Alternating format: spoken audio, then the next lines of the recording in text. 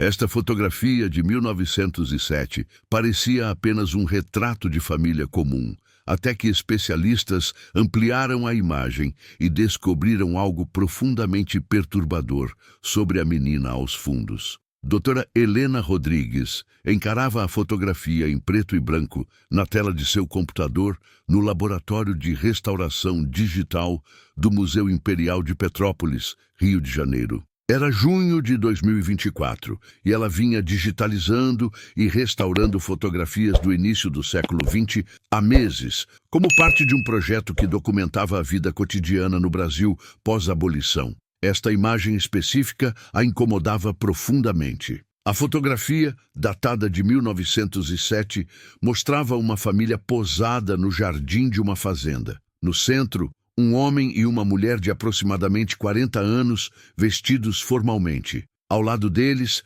3 crianças, todas bem arrumadas com roupas da época. Mas no canto direito da foto, ligeiramente desfocada e posicionada alguns passos atrás do grupo principal, havia uma menina negra de cerca de 10 ou 12 anos. Ela usava um vestido simples, muito mais modesto que as outras crianças, e segurava o que parecia ser uma bandeja ou cesto. O que perturbava Helena não era exatamente a presença da menina, mas algo em sua postura, em sua expressão, na forma como ela estava posicionada na fotografia, como se não pertencesse completamente àquele momento capturado, como se fosse simultaneamente presente e ausente. A foto havia sido doada pela família Andrade, descendentes de fazendeiros do café do Vale do Paraíba. A nota de doação era breve e pouco informativa, dizendo apenas que a imagem havia sido encontrada em um baú antigo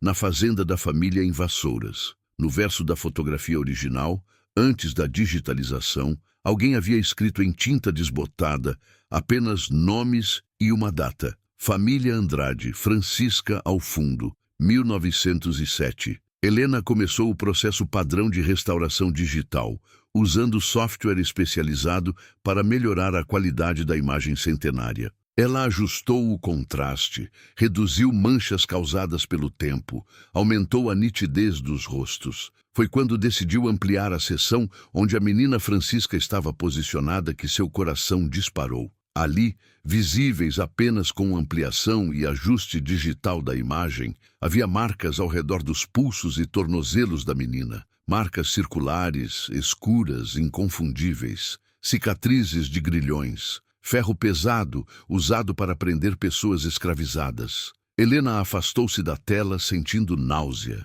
A abolição da escravatura no Brasil havia acontecido em 1888, 19 anos antes desta fotografia ser tirada. Francisca deveria ser legalmente livre. Então, por que ela carregava em seu corpo as marcas físicas permanentes da escravidão? E por que estava posicionada na fotografia de maneira tão ambígua, simultaneamente incluída e excluída da composição familiar? Helena precisava entender quem era Francisca, o que havia acontecido com ela e por que aquela família havia escolhido fotografá-la daquela maneira específica, carregando em seu corpo jovem as evidências visíveis de brutalidade. Ela ligou imediatamente para Dr. Roberto Santos, historiador especializado em escravidão e pós-abolição no Brasil, que trabalhava na Universidade Federal Fluminense. Encontrei algo extraordinário, Helena disse, tentando controlar a emoção na voz. Uma fotografia de 1907 mostrando o que parece ser uma família de fazendeiros. Mas há uma menina negra ao fundo, e quando ampliei a imagem digitalmente, descobri cicatrizes de grilhões em seus pulsos e tornozelos, 19 anos após a abolição. Preciso saber quem ela era. Roberto ficou em silêncio por alguns segundos. Envie tudo o que você tem. Se essas marcas são realmente o que você acredita ser, temos evidência física de algo que muitos historiadores suspeitam, mas raramente conseguem provar documentalmente. Helena começou a compilar os arquivos, sabendo que estava prestes a desenterrar verdades que alguém, há mais de um século, havia tentado esconder ou talvez, paradoxalmente, preservar de uma forma muito específica e perturbadora. Roberto chegou 2 dias depois, trazendo uma pasta cheia de documentos sobre a família Andrade e a região de Vassouras. Eles se encontraram no laboratório de Helena, onde a fotografia estava projetada em alta resolução em uma tela grande. "Mostre-me o que você encontrou", Roberto disse, ajustando os óculos. Helena ampliou a seção da imagem onde Francisca estava posicionada. "Olhe aqui, nos pulsos, e aqui, nos tornozelos, logo acima dos sapatos. Essas marcas circulares, escuras." Roberto aproximou-se da tela, estudando cada detalhe. "São cicatrizes de grilhões, sem dúvida. Veja como são perfeitamente circulares, como a pele está descolorida e espessada. Esse tipo de cicatriz vem de uso prolongado de correntes de ferro, geralmente começando na infância." Helena sentiu um aperto no peito. Então Francisca foi escravizada quando criança, mas a abolição aconteceu em 1888. Se esta foto é de 1907 e ela parece ter 10 ou 12 anos aqui, ela teria nascido por volta de 1895 ou 1897, já na época pós-abolição. Como ela tem cicatrizes de grilhões? Roberto abriu sua pasta. É aí que a história fica mais sombria. A abolição oficial não significou o fim imediato de todas as práticas de escravidão. Em regiões rurais isoladas, especialmente em grandes fazendas, muitas crianças negras continuaram sendo mantidas em condições de servidão forçada, embora oficialmente fossem chamadas de criadas, aprendizes ou afilhadas. Continuaram presas, acorrentadas, sem liberdade real. Eles continuaram usando grilhões? Helena perguntou incrédula. "Mesmo após a lei?" "Em alguns lugares, sim", Roberto confirmou, especialmente com crianças nascidas de mulheres que haviam sido escravizadas. Os fazendeiros argumentavam que eram responsáveis por educar essas crianças, mas na prática mantinham muitas delas em cativeiro. Não há muita documentação porque era ilegal e mantido em segredo. Mas relatos orais e algumas evidências sugerem que a prática persistiu por anos após 1888. Helena olhou novamente para a fotografia. Então Francisca nasceu livre legalmente, mas foi mantida escravizada de fato. E alguém na família Andrade achou apropriado fotografá-la com as marcas visíveis. Por quê? "Essa é a questão que precisamos responder", Roberto disse. "Vamos começar pesquisando os registros da família Andrade." Ao longo das próximas semanas, eles mergulharam em arquivos. Roberto encontrou registros da fazenda Andrade em Vassouras, uma das maiores produtoras de café da região até o fim do século XIX. A família havia sido extremamente rica durante o período da escravidão, possuindo mais de 300 pessoas escravizadas. O patriarca em 1907 era Antônio Andrade, nascido em 1865, que havia herdado a fazenda de seu pai. Sua esposa era Beatriz e juntos tinham 3 filhos, Carlos, Isabel e Luiz, com idades entre 8 e 15 anos em 1907. Mas encontrar informações sobre Francisca era muito mais difícil. Não havia registro de nascimento oficial com esse nome ligado à fazenda. Roberto finalmente encontrou uma referência em registros paroquiais de 1896. Menina nascida de Rosa, ex-escrava da fazenda Andrade, batizada como Francisca, sem pai registrado. Rosa havia sido escravizada na fazenda até 1888. Após a abolição, aparentemente permaneceu trabalhando ali, provavelmente sem muitas opções. Sua filha, Francisca, nasceu em 1896, tecnicamente livre, mas crescendo na mesma fazenda onde sua mãe havia sido propriedade. Helena sentiu raiva. Francisca tinha 11 anos nesta foto, nascida livre, mas carregando cicatrizes de correntes.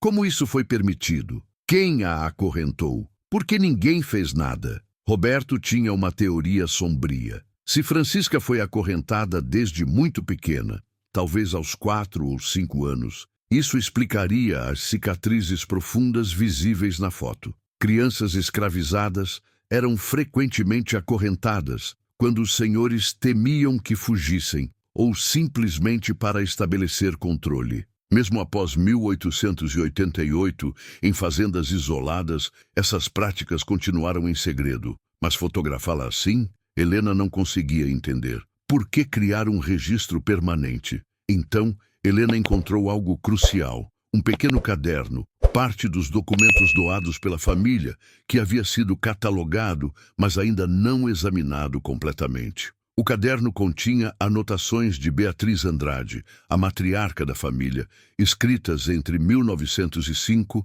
e 1910. As primeiras páginas eram mundanas, listas de compras, observações sobre o clima, notas sobre as crianças. Mas em uma entrada datada de abril de 1907, Helena encontrou isto. Antônio insiste em continuar as velhas práticas com a filha de Rosa. Diz que é necessário para manter a ordem, que essas pessoas não entendem outra linguagem. Sinto vergonha profunda. A menina Francisca tem apenas 10 anos e carrega marcas que nenhuma criança deveria carregar. Tentei argumentar, mas minha voz não tem peso nesta casa. Guardo este registro para que alguém algum dia saiba que eu me opus. Helena e Roberto leram a entrada várias vezes em silêncio. Beatriz sabia. Ela se opunha, mas era impotente para mudar a situação. E ela estava documentando, criando um registro secreto. Outra entrada, de junho de 1907, era ainda mais reveladora. Hoje contratamos um fotógrafo itinerante para fazer um retrato da família. Antônio insistiu que Francisca aparecesse na foto, ao fundo, como sempre trabalha, servindo a família. Disse que é o lugar natural dela. Eu insisti que ela fosse incluída de alguma forma, que seu rosto fosse visível. É o mínimo que posso fazer. Talvez esta imagem sobreviva como testemunho do que aconteceu aqui, mesmo que minha voz não seja ouvida agora. Beatriz havia orquestrado sutilmente que Francisca fosse incluída na fotografia, sabendo que as marcas em seu corpo seriam eventualmente visíveis com tecnologia futura ou exame mais próximo. Era sua forma de criar evidência, de testemunhar contra seu próprio marido. E agora, 117 anos depois, seu testemunho silencioso estava finalmente sendo ouvido. Helena sentiu algo quebrando dentro dela. Beatriz tentou proteger Francisca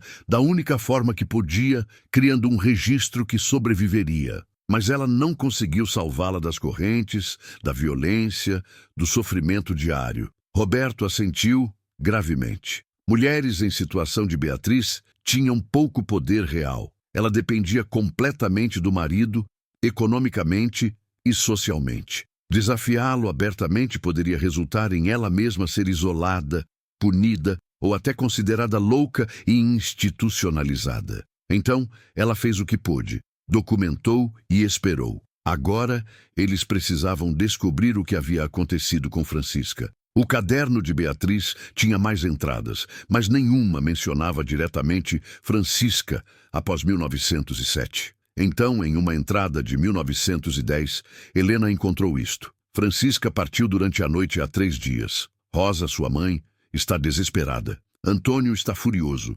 ameaçando procurá-la e trazê-la de volta. Mas secretamente, rezo para que ela tenha encontrado liberdade verdadeira longe daqui. Que Deus a proteja. Francisca havia fugido aos 14 anos. Roberto começou a procurar registros dela em outras cidades. Foi um processo longo e frustrante. Muitas pessoas negras naquele período não apareciam em registros oficiais, vivendo nas margens da sociedade, invisíveis para o Estado. Então, surpreendentemente, ele encontrou uma pista em registros de uma escola noturna para trabalhadores em São Paulo, criada em 1912. Entre os alunos matriculados estava Francisca Silva, 16 anos, natural de Vassouras, trabalhadora doméstica, iniciando alfabetização. Helena sentiu esperança pela primeira vez. Francisca tinha sobrevivido à fuga. Havia chegado a São Paulo e estava buscando educação.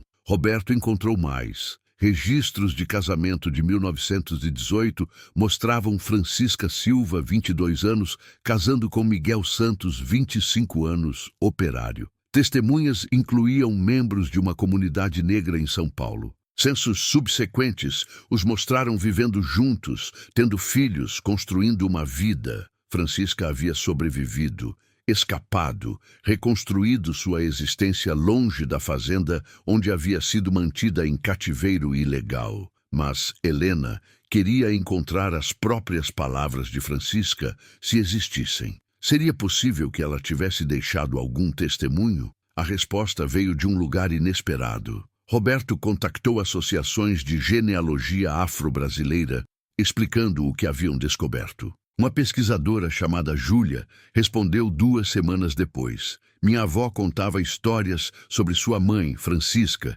que havia fugido de uma fazenda em Vassouras quando jovem. Sempre achamos que eram histórias exageradas, mas talvez fossem reais. Tenho alguns papéis que minha avó guardou.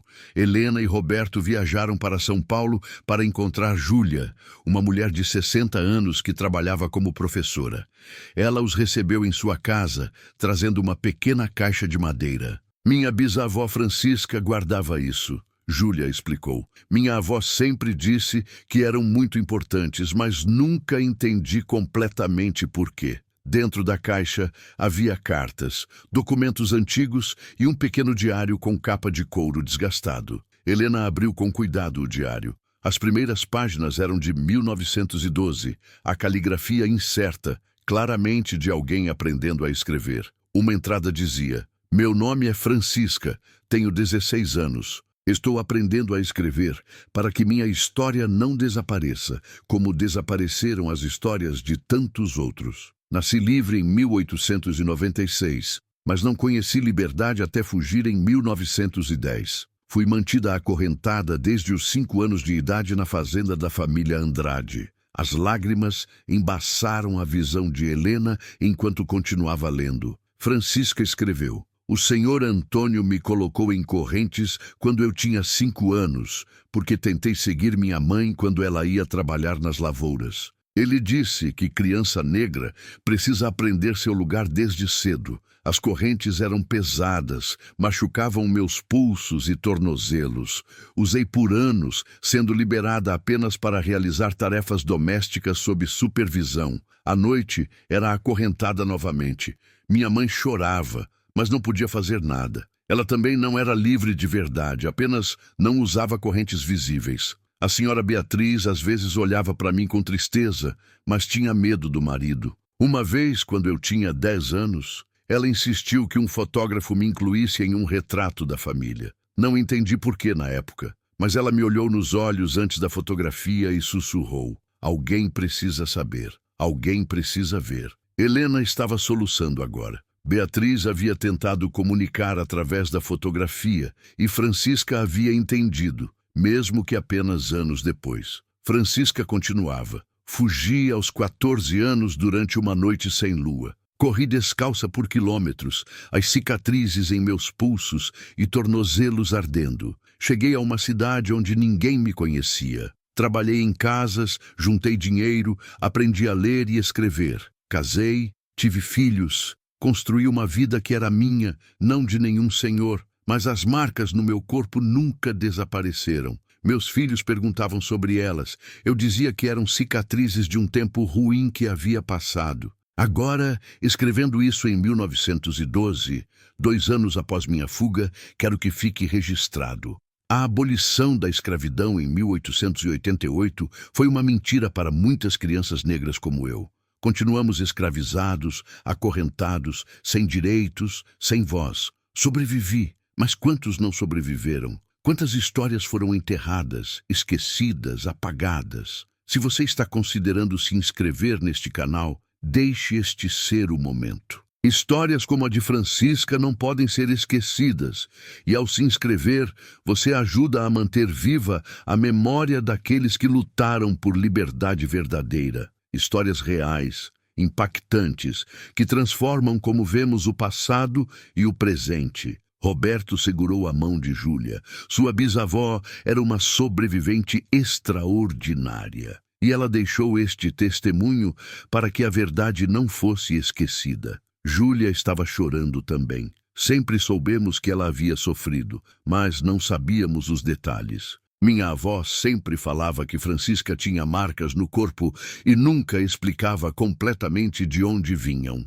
Agora, entendo por quê. Era doloroso demais falar. Eles passaram horas analisando o diário, encontrando mais detalhes sobre a vida de Francisca após a fuga. Ela havia tido 4 filhos com Miguel, trabalhado como costureira, participado de associações de mulheres negras em São Paulo, lutado por direitos e dignidade. Em entradas posteriores, escritas na década de 1920, ela refletia sobre seu passado. Às vezes olho para meus pulsos e ainda sinto o peso das correntes, mesmo que não estejam mais lá. Mas essas cicatrizes também me lembram que sobrevivi, que escapei, que construí uma vida que ninguém pode tirar de mim. Ensinei meus filhos a ler, algo que foi negado a mim até os 16 anos. Eles terão oportunidades que nunca tive. Isso é minha vingança silenciosa contra aqueles que tentaram me manter acorrentada para sempre. Francisca morreu em 1968, aos 72 anos, cercada por filhos, netos e bisnetos. Seu obituário no Jornal da Comunidade Negra de São Paulo foi breve, mas significativo. Francisca Santos, 72 anos, falecida, conhecida por sua força, dignidade e compromisso com educação e liberdade. Sobrevivente de escravidão ilegal pós-abolição, dedicou sua vida a garantir que as gerações futuras conhecessem verdadeira liberdade. Helena, Roberto e Júlia decidiram criar uma exposição no Museu Imperial de Petrópolis, centrada na fotografia de 1907 e na história de Francisca. A imagem seria exibida em alta resolução, com ampliações mostrando claramente as cicatrizes, acompanhada pelo Diário de Francisca, cartas de Beatriz e documentos explicando o contexto histórico. O título da exposição foi escolhido cuidadosamente: Correntes Invisíveis, Francisca e a Escravidão, que continuou após a abolição. Antes da abertura, eles fizeram algo importante: procuraram descendentes da família Andrade. Queriam dar a eles a oportunidade de conhecer a verdade e talvez reconhecer publicamente o que seus ancestrais haviam feito. Encontraram Paulo Andrade, bisneto de Carlos Andrade, um dos filhos que aparecia na fotografia de 1907. Paulo era advogado no Rio de Janeiro, tinha 55 anos e nunca havia ouvido falar de Francisca. Quando Helena e Roberto compartilharam a fotografia ampliada, o diário, as cartas de Beatriz, Paulo ficou em silêncio por longos minutos. Meu bisavô, ele finalmente disse, a voz trêmula, manteve uma criança acorrentada ilegalmente anos após a abolição. E minha família nunca falou sobre isso. Nunca. Guardaram segredo por gerações. Helena foi gentil, mas firme. Sim. E sua bisavó Beatriz tentou criar evidência, tentou testemunhar através da fotografia e de seu diário. Ela se opunha, mas tinha pouco poder para mudar a situação. Paulo leu as cartas de Beatriz, lágrimas escorrendo pelo rosto. Ela sabia que era errado. Ela tentou, da forma que pôde, mas não foi suficiente. Francisca sofreu anos de tortura antes de conseguir fugir. Roberto assentiu. E Francisca não apenas sobreviveu, mas construiu uma família, educou seus filhos, deixou um legado de resistência. Seus descendentes estão aqui, vivos, prósperos. Ela venceu, de certa forma. Paulo pediu para conhecer Júlia. O encontro foi tenso inicialmente. Júlia tinha todo o direito de estar furiosa com a família que havia escravizado e torturado sua bisavó. Mas Paulo foi humilde, genuíno em sua vergonha e desejo de fazer algo significativo. Não posso desfazer o que meu bisavô fez, Paulo disse. Mas posso garantir que a história de Francisca seja contada, que seu sofrimento seja reconhecido, que ela seja honrada publicamente. Minha família tem recursos. Quero financiar a exposição, criar um fundo educacional em nome de Francisca. Garantir que estudantes negros tenham acesso a oportunidades que foram negadas a ela. Júlia o estudou cuidadosamente. Palavras são fáceis. Ações são o que importa. Paulo concordou. Vou provar através de ações. E vou falar publicamente sobre o que minha família fez, mesmo que isso manque em nosso nome. A verdade importa mais que reputação. Nos meses seguintes, a exposição foi preparada meticulosamente. A fotografia de 1907 foi restaurada digitalmente, preservando cada detalhe. inclusive e especialmente as cicatrizes nos pulsos e tornozelos de Francisca. Painéis explicativos contextualizavam a imagem, explicando como a escravidão havia continuado ilegalmente em muitas áreas rurais do Brasil após 1888, como crianças negras foram mantidas em cativeiro, acorrentadas, abusadas, sem que autoridades interviessem.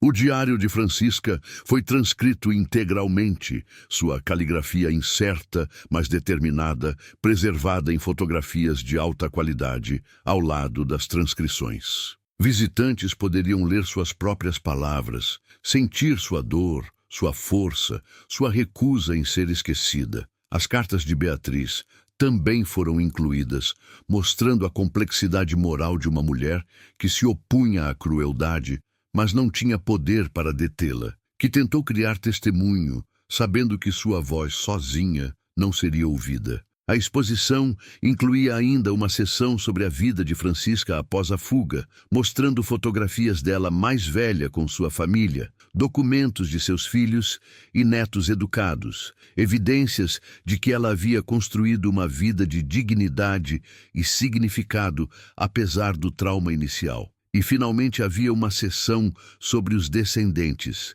Júlia, professora, netos de Francisca que eram médicos, engenheiros, artistas, todos carregando seu legado adiante. Paulo Andrade também era apresentado, com um depoimento em vídeo, onde ele falava aberta e dolorosamente sobre o que sua família havia feito, pedindo desculpas públicas aos descendentes de Francisca e anunciando a criação do Fundo Educacional Francisca Santos, dedicado a apoiar estudantes negros de comunidades rurais.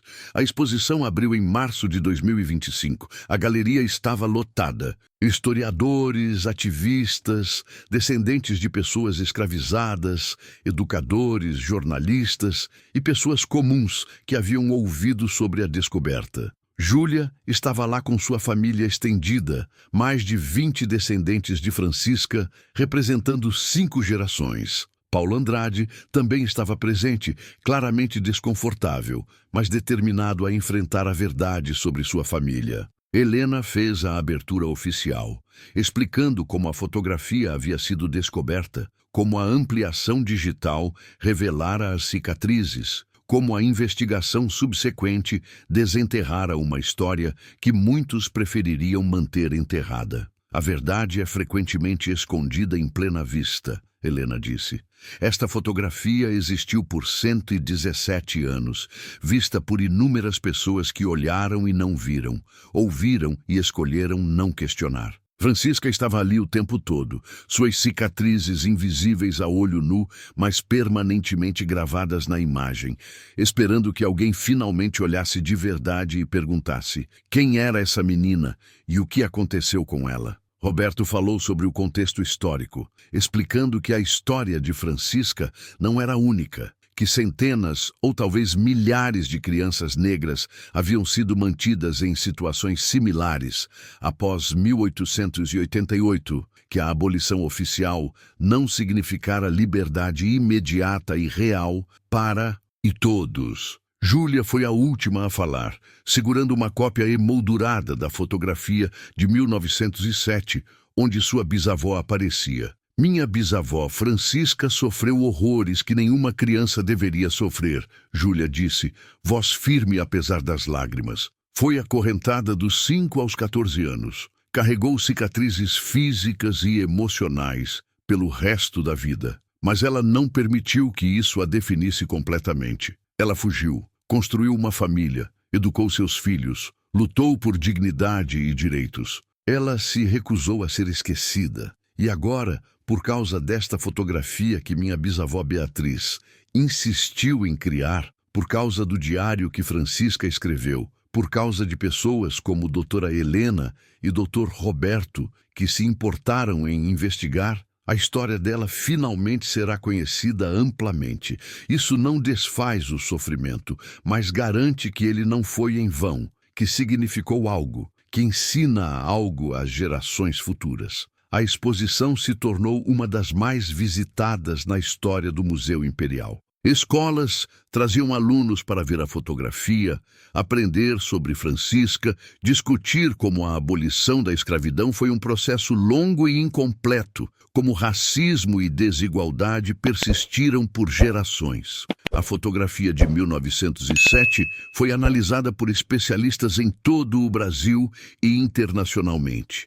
Outros museus começaram a reexaminar suas próprias coleções de fotografias antigas, procurando evidências similares de crianças e adultos negros em situações de escravidão ilegal após 1888. Várias descobertas adicionais foram feitas, expandindo o entendimento sobre esse período obscuro da história brasileira. 6 meses após a abertura da exposição, Júlia recebeu uma carta de uma mulher chamada Teresa, que vivia em uma pequena cidade no interior de Minas Gerais.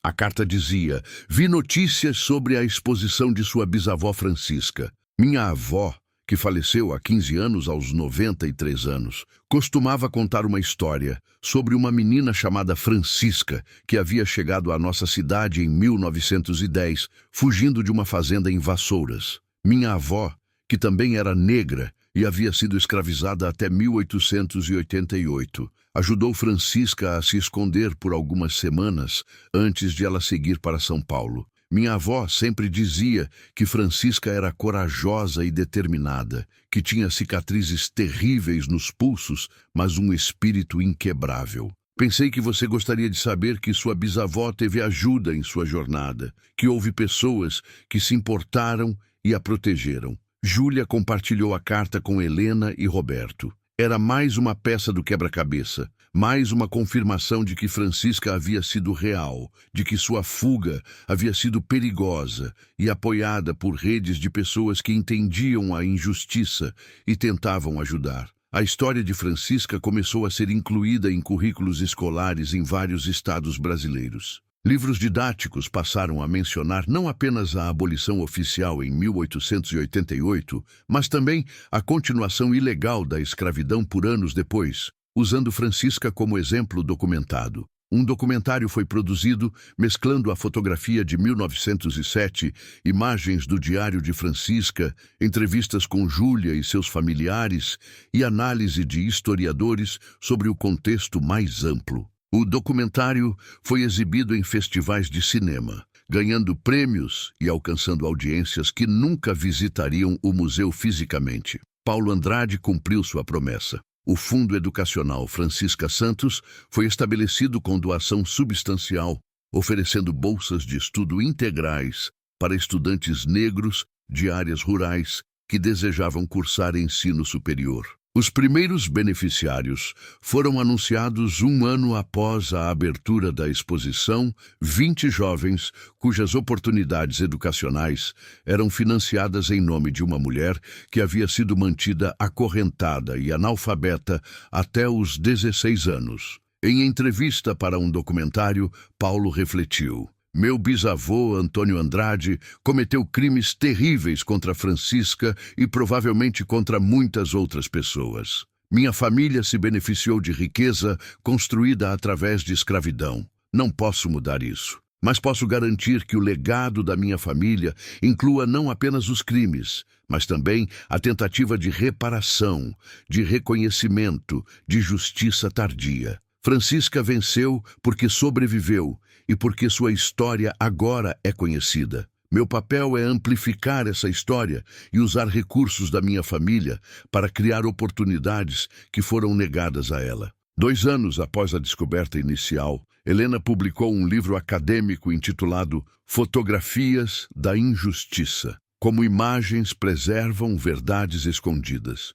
O livro examinava não apenas a fotografia de Francisca, mas dezenas de outras imagens do período pós-abolição no Brasil, analisando como tecnologia moderna permitia ver detalhes antes invisíveis, revelando histórias escondidas por gerações. No capítulo final, Helena escreveu: "A fotografia de Francisca em 1907 é simultaneamente um documento de horror e de resistência. Mostra uma criança marcada por correntes, evidência de crime e crueldade. Mas também mostra que Beatriz Andrade, uma mulher com poder limitado, encontrou uma forma de criar testemunho, de garantir que a verdade não fosse completamente apagada. E mostra que Francisca existiu, que ela esteve presente, que ela importava. Quando olhamos para fotografias antigas, frequentemente vemos apenas o que é óbvio: pessoas, lugares, momentos. Mas se olharmos mais de perto,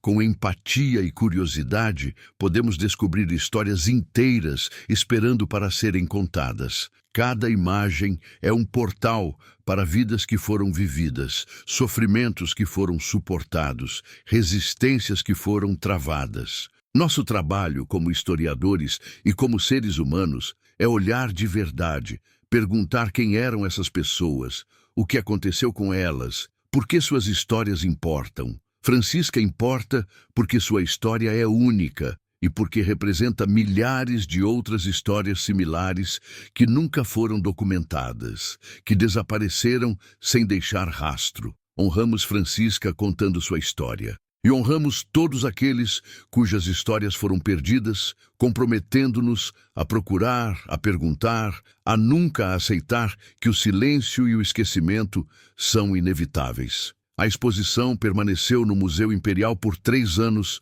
antes de se tornar itinerante, viajando para São Paulo, Salvador, Recife, Porto Alegre, levando a história de Francisca para todo o Brasil. Em cada cidade, descendentes de pessoas escravizadas visitavam, muitos reconhecendo paralelos com suas próprias histórias familiares, muitos descobrindo que não estavam sozinhos em carregar memórias de sofrimento e resistência. Em 2028, no aniversário de 140 anos da abolição da escravidão no Brasil, uma cerimônia especial foi realizada em Vassouras, na antiga fazenda Andrade, que agora era um sítio histórico aberto ao público. Júlia estava lá com mais de 50 descendentes de Francisca. Paulo Andrade também estava presente, acompanhado por membros de sua família que haviam decidido confrontar honestamente o passado de seus ancestrais. Uma placa foi inaugurada no local onde se acreditava que Francisca havia sido mantida acorrentada quando criança.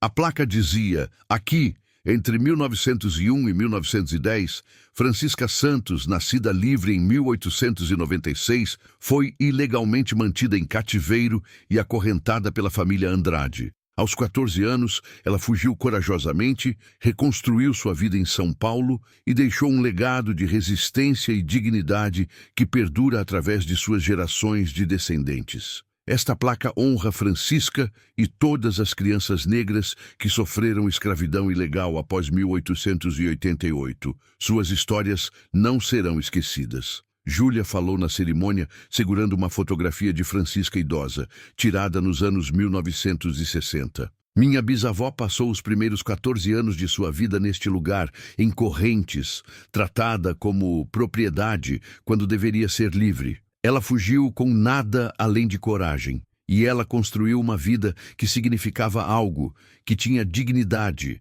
que tinha amor. Hoje nós, seus descendentes, estamos aqui não para odiar, mas para lembrar.